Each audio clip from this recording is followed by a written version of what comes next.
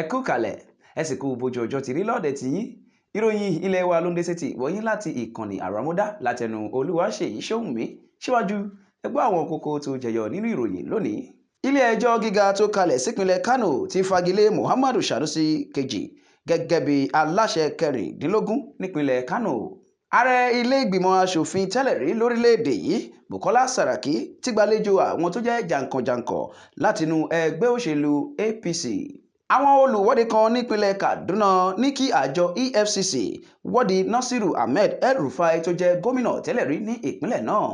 Àrùn onígbá méjì gba ìlú Ìjẹ̀bú-Igbó nípínlẹ̀ Ògùn. Ọmọ ogun ilẹ̀ lórílẹ̀‐èdè yìí kan gún ẹnìkan tó jẹ́ òṣìṣẹ́ atọ́kọ̀ṣe pa. Àwọn agbébọn palẹ̀ aláboyún kan mọ́ nílùú Abẹ́òkúta tó jẹ́ olú ìlú ìpínlẹ̀ Ògùn. Ààrẹ ilẹ̀ Amẹ́ríkà Joe Biden múra sílẹ̀ de wíwọ̀ yájà pẹ̀lú Donald Trump. Wọ̀nyí àti àwọn ìròyìn mìíràn lẹ́wọ̀n máa ní àǹfààní láti jẹ̀gbádùn tí a bá lọ sókè lọ́hùn tá a padà dé. Ẹ kú ìtẹ́tíléko.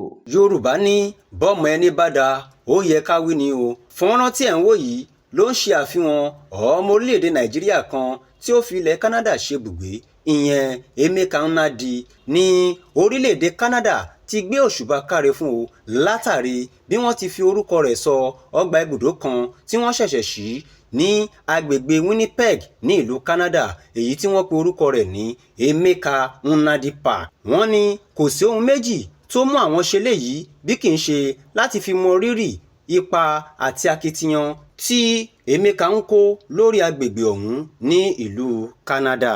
Ẹ káàbọ̀ padà, ìròyìn náà rí lẹ́kùnrẹ́rẹ́. Ilé ẹjọ́ gíga kan nípínlẹ̀ Kánò ti fagilé àtúnyàn Muhammadu Sanusi kejì gẹ́gẹ́ bí apàṣẹ kẹrìndínlógún nípínlẹ̀ Kánò. Lẹ́yìn ìpẹ̀jọ́ ọ̀hún lánàá ní ìjọba ìpínlẹ̀ ọ̀hún ti ní rárá sí ẹjọ́ náà wípé Sanusi gangan ni yóò jẹ́ apàṣẹ kẹrìndínlógún nípínlẹ̀ ọ̀hún, tí wọ́n sì tún ní kí ẹni tí ó jẹ́ Ado Bayero ó palẹ̀ ẹrù rẹ̀ mọ́ kúrò ní ààfin kékeré ti Gidan Nasarawa níbi tí ó ń gbé nítorí àwọn fẹ́ tún ibẹ̀ ṣe. Bó tilẹ̀ jẹ́ wípé ilé ẹjọ́ fajúro sí ìgbésẹ̀ ọ̀hún wípé abẹ́gẹ́ ohunkóhun tí ilé ẹjọ́ bá ti dá ní ẹjọ́.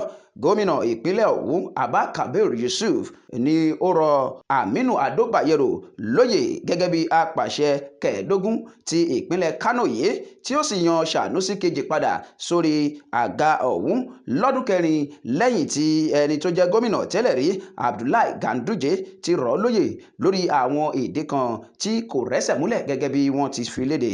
Gómìnà ìpínlẹ̀ ọ̀hún ti wá kàn nípa fún ọ̀gá ọlọ́pàá nípínlẹ̀ náà láti lọ lé Bayero kúrò ní ààfin ọ̀hún tí ó wà tó jẹ́ ti ìjọba nítorí àwọn iṣẹ́ àtúnṣe tí wọ́n fẹ́ ṣe ní ààfin náà. Ààrẹ ilé ìgbìmọ̀ aṣòfin tẹ́lẹ̀ rí lórílẹ̀‐èdè yìí ọ̀mọ̀wé Abubakar Bukola Saraki ni ó ti gba àwọn jàǹkànjàǹkàn látinú ẹgbẹ́ òṣèlú All Progressives Congress APC lálejò tí wọ́n wá kí fún ara fẹ́rakù ti màmá rẹ̀ tó papòdà. Lára àwọn ẹni tí í ṣe olórí àwọn òṣìṣẹ́ fún ààrẹ Bọ́lá Tinubu, aṣòfin Fẹ́mi Gbàjàbíàmílà, gómìnà Dàpọ̀ Abíọ́dún ti ìpínlẹ̀ Ògùn àti alákòóso ọ̀rọ̀ ìfiléde tẹ́lẹ̀ Alhaji Lai Mohammed. Láì wo tẹlẹ́gbẹ́jẹgbẹ́ àwọn aṣíwájú yìí ni wọ́n ti wá kí Sàràkí fún ti ìyá rẹ̀ eléyìí tí ó papòdà, tí wọ́n sì fàdúrà bá a kẹ́dùn wípé kólúwa kó dẹlẹ̀ fún màmá náà. Àwọn olùwọ́de ti péjú pésẹ̀ sí ilé ẹnìkan tí wọ́n porúkọ rẹ̀ ní Sir Kashim Ibrahim nípínlẹ̀ Kaduna láti fẹ̀hónú wọn hàn wípé kí gómìnà Uba Sani pé àjọ tó ń rí sí àjẹbánu àti ṣíṣe owó ìlú kúmọkùmọ, ìyẹn Economic and Financial Crimes Commission EFCC, àti àwọn àjọ ààbò mìíràn láti wọ́di gómìnà tẹ́lẹ̀ rí nípínlẹ̀ Kaduna, ìyẹn Nasiru Ahmed El-Rufai lórí owó tó lé bílíọ̀nù mẹ́tàlélógún-lé-ní-irínwó, ìyẹn 423 billion naira. Àwọn olùwọ́de ọ̀hún lábẹ́ àkọlé tí wọ́n pè ní Kaduna Citizens Watch for Good Governance ni wọ́n ń kọrin kí Uba Sani bí wọ́n ti ń wọnú iléeṣẹ́ ìjọba ìpínlẹ̀ náà lọ. Alága ẹgbẹ́ ọ̀hún Comrade Victor Duriya ní gbogbo ìṣòwò ìpínlẹ̀ náà kúmọkùmọ ti tó gẹ́ àti ṣíṣe agbára lò tí àwọn ti ń dojúkọ láti bí ọdún 8 sẹ́yìn. Wọ́n wá rọ gómìnà Uba Sani láti ṣèjọba eléyìí tí yóò fojú wọn gbangba àti tí kò ní mú ìwọ́de àti ìwádìí dání lẹ́yìn ìṣèjọba rẹ̀.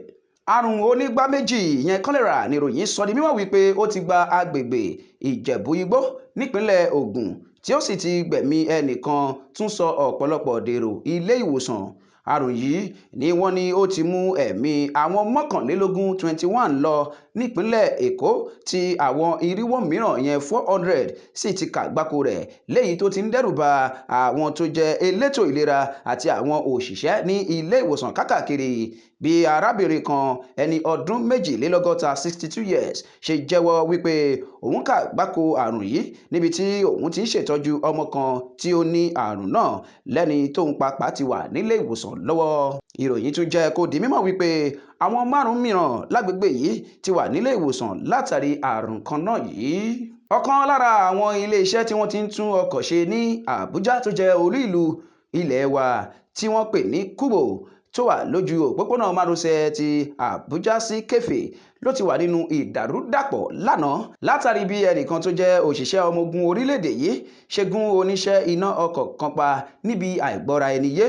Àwọn kan ní olóògbé ọ̀hún tí wọ́n pe orúkọ rẹ̀ ní Yẹ́lò ló sọ̀rọ̀ kò bákùngbé sí Sojó yìí táwọn kan sì tún ní níṣe ní agbára gun Sojó náà. Ìṣẹ̀lẹ̀ ọ̀hún ti bí rúkèrúdò tí àwọn ẹgbẹ́ Yẹ́lò yìí tutí sí gbàgede láti fi ẹ̀hónú wọn lórí rẹ̀ tí wọ́n sì ti dáná sun ọkọ̀ ọmọ ogun náà lẹ́ni tó na pápá bora ní àkókò ìṣẹ̀lẹ̀ yìí. Ẹnìkan tó kọ̀ láti fi orúkọ ara rẹ̀ léde ní ìṣẹ̀lẹ̀ náà lágbára tó bẹ́ẹ̀ gẹ́ tí ọ̀pọ̀lọpọ̀ ní láti tilé ìtajà wọn pa láti lọ faraṣoko síbì kan. Ó ní òun ni ọmọ ogun ọ̀hún kọ́kọ́ gbé ọkọ̀ náà wá fún un ṣùgbọ́n nítorí ọwọ́ òun di òun ni kó lọ gbé fún ẹlòmíràn. Ó ní lẹ́nu rẹ̀ ni òun ti gbọ́ ariwo àti awuyewuye kó tó di wípé Sojó ọ̀hún bínú yọ ọ̀bẹ tí ó sì gún Yẹ́lò pa lẹ́ni tó bá bẹ̀ jáde láyé lójú ẹsẹ̀.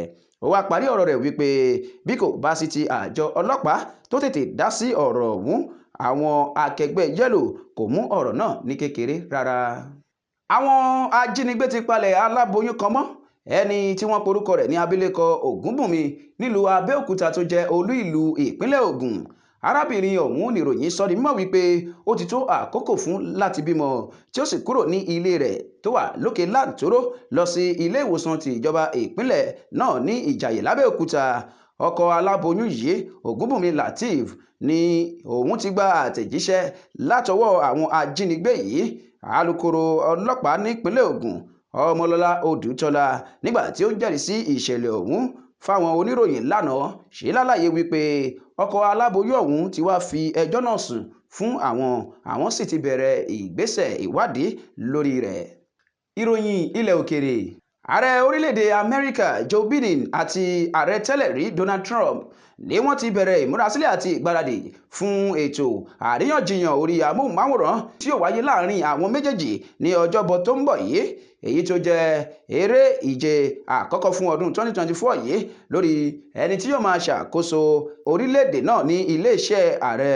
Trump yìí níròyìn sọ di mímọ̀ wípé ó ti so ara rẹ̀ pọ̀ mọ́ àwọn adíje fún igbákejì ààrẹ, àwọn tó jẹ́ aṣòfin tó gbajúmọ̀ láti tú àwọn ọ̀rọ̀ oníkókó palẹ̀ léyìí tó ṣeé ṣe kó bá pàdé nínú ètò àríyànjiyàn ọ̀hún.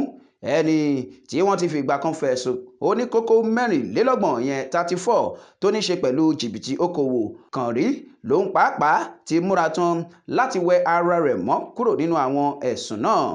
Irú ètò ọ̀hún tí wọ́n ní ó wáyé kẹ́yìn láàrin àwọn méjèèjì yìí ni wọ́n ní ó bí rúkèrúdò látàrí bí Joe Biden ṣe ń jágbe mọ́ Donald Trump láti dá ọ̀rọ̀ mọ́ lẹ́nu. Àwọn tó jẹ́ alákòóso iléeṣẹ́ tí yóò gbé ètò náà síta ti wá ní lọ́wọ́ yìí àwọn yóò lo gbohùngbohùn tí kò ní fún wọn ní àǹfààní láti dá ọ̀rọ̀ mọ́ra wọn lẹ́nu. Bí wọ́n bá ṣe àwọn yóò pa kíní ọ̀hún mọ́ wọn lẹ́nu nítorí pé òkodoro àti àwọn ohun tí àwọn ènìyàn fẹ́ gbọ́ làwọn yóò jẹ́ kó di mímọ̀ nínú ìfọ̀rọ̀wánilẹ́nuwò àti ètò àríyànjiyàn ọ̀hún.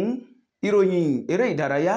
Agbábọ́ọ̀lù ọmọ orílẹ̀-èdè Nàìjíríà kan tó tún di ọwọ́ àárín mú fún ikọ̀ Leicester City Wilfred Ndidi ní àwọn ẹgbẹ́ agbábọ́ọ̀lù bíi 4 ọ̀tọ̀ọ̀tọ̀ tí ń jà lé lórí láti wá máa ju idán ẹsẹ̀ rẹ̀ fún wọn. Ikọ̀ Lyon níròyìn sọ di mímọ̀ wípé ó ti ń falẹ̀ mọ́ ètò ọ̀hún láti palẹ̀ rẹ̀ mọ́ Everton àti Marseille lọ́wọ́ nígbà tí sáà rẹ̀ yóò bá fi tán pẹ̀lú ikọ̀ Leicester ní ìparí oṣù yìí. Kódà ìròyìn tún jẹ́ kó di mọ̀ wípé pẹ̀lú ìfarapa tí kò fún agbábọ́ọ̀lù yìí láǹfààní tó nínú ìdíje àpapọ̀ àwọn agbábọ́ọ̀lù tó perégedé jùlọ ìyẹn Champions League eléyìí tó kọjá yìí, ikọ̀ AS Monaco pàápàá ti ṣẹ́wọ́ wípé bí owó Ndidi ò bá ní wọ àwọn lọ́rùn, ẹni tí wọ́n pè ní ọmọ ọdún 17 yìí, wọ́n ní àwọn pàápàá nífẹ̀ẹ́ sí kó wá máa gbá bọ́ọ̀lù nínú ikọ̀ ọ̀hún.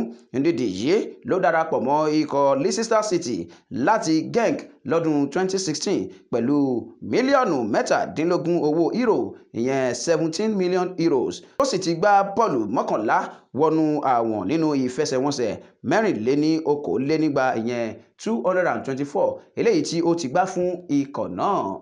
tó ará kò ní jù báyìí lọ fún ìròyìn wa ní ti sáà yìí láti ìkànnì Àràmọ̀dá. tó bá jẹ́ ìgbà àkọ́kọ́ rẹ̀ tí ẹ̀yin darapọ̀ mọ́ ìkànnì yìí, ẹ ní àǹfààní láti tẹ subscribe button, ẹ tẹ àwọn fúnra wa ní Kámúgbádùn, ẹ bá wa pín kó kárí ilé kó kárí oko. Èmi Olúwaṣèyí Ṣóhùnmí tó ń ka ìròyìn ní sáà yìí sí yín létí ìgbọ́ lónìí. Ilé ò ní lé wa bẹ́ẹ̀ lọ́nà ò ní nà wá, iṣẹ́ wa kò sì ní dìṣẹ́ mọ́ wa lọ́wọ́. Ẹ ṣeun o bẹ́ẹ̀ ṣe ń gbádùn wa, ẹ máa yáṣẹ́.